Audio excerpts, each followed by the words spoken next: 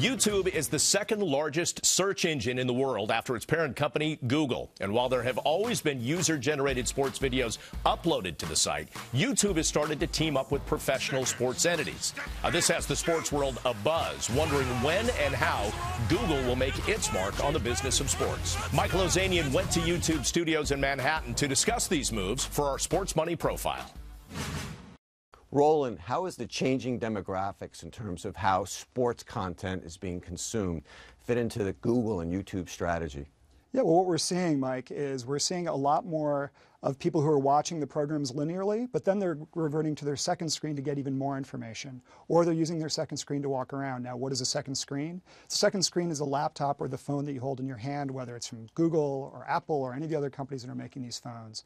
And they're using those phones to figure out the latest scores, what's happening with their fantasy updates, what's the latest news, who's in, who's out, and what's happening in the game. And they're looking for that immediately, and they're looking for that information right away on the internet. How has that impacted the type of content you've put on YouTube? Yeah, so at YouTube Sports, we're trying to get the best sports content there to help service our users and provide them with the best possible clips and highlights that partners can put up on their own on the channel. We have March Madness, we have the NFL, we have all 4 major leagues, as a matter of fact. So we're looking for those clips and highlights so that on Google search, you can actually do a simple search for, let's say, the New York Giants. I happen to be a Giants fan, so I'm going to plug that in. New York Giants, you're going to get an in-game highlight if the game happens to be going on a Sunday afternoon, furnished by the NFL. They'll be plugged right into the Google search box from a YouTube, with a YouTube video embedded in that. Could the impact be significant enough to show up on a company as big as Google? That's a really good question, Mike. The impact to Google really is, can we bring more and different and better content to YouTube? Can we activate the kinds of partners who can bring that content to YouTube and then thereby to Google Search and make Google Search that much better? If we make Google Search better, we think Google in general prospers. Old school thinking always was that exclusivity was very important, but that doesn't seem to be the case anymore as we get to multi-platforms and different ways of seeing the content. Yeah, so that's definitely the case, right? So where's the real value in the sports? It's really in the live. If you look at the NBA's most recent deal with ESPN and Turner, $24 billion, excuse me, 9 years. But they're doing lots of things with lots of different platforms as well, as is Turner with March Madness. They're using YouTube for clips and highlights that are making their way into the Google Search One box. Those are in-game clips in many cases, so they are putting a little bit of live content, but just a little bit of seed content, you could call it, to drive traffic into their live broadcasts as well. So yes, there are live clips kind of popping up everywhere, but those live clips, I think, are really in service of that exclusive right to some extent. Is there sort of an indirect benefit to Google and YouTube from this too, in that once people go in and they see sports content that they like, that they go in and go to other parts of Google and YouTube and do other searches? Yeah, so Mike, I'm sure you've used YouTube and you've come across one video, which leads to another video, which leads to another video. It's amazing. You can find just about anything on YouTube, right? So the good thing about sports is it provides a daily destination for clips and highlights, right? So if you're searching on Google, you see a YouTube clip of, you know, James Harden had 44 points last night for the NBA. You can come and find some of those points being scored on YouTube, and that, of course, will lead to more videos. Maybe you'll see more Houston Rockets videos, more the NBA Top 10, which they put up on a daily basis. You might find that on YouTube as well. You'll come back for that tomorrow. What are some of the sports that you think fit in best with your strategy that perhaps you've seen big growth in lately? And what are some of the areas in terms of sports that you'd like to tap into next?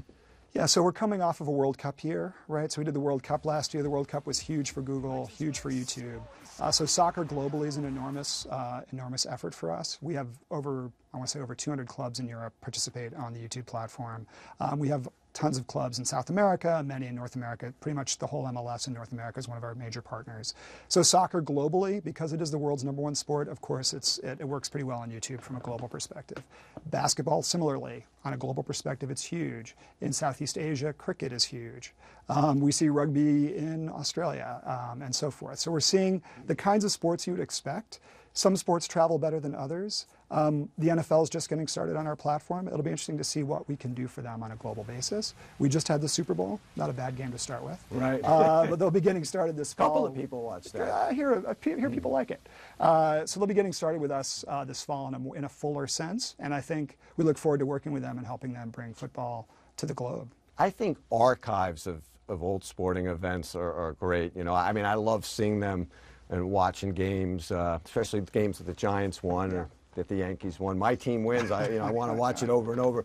Are archives a big part of what you're doing? The archival piece of our strategy is really key. So we work with the NCAA and their archivist, T3 Media, out in Denver. We brought on every single Final Four game going back to 1976. If you want to see Magic play Larry Bird, it's all on YouTube. If you want to see all the passes by Larry Bird, we've married up those videos with metadata so that you can search for Larry Bird passes and see just those as part of that championship game. You can see Michael Jordan's jump shot. You can see the bad pass by Fred Brown. You can see Lorenzo Charles's dunk. I could go on. You get the idea. It's over 300 Final Fours from them.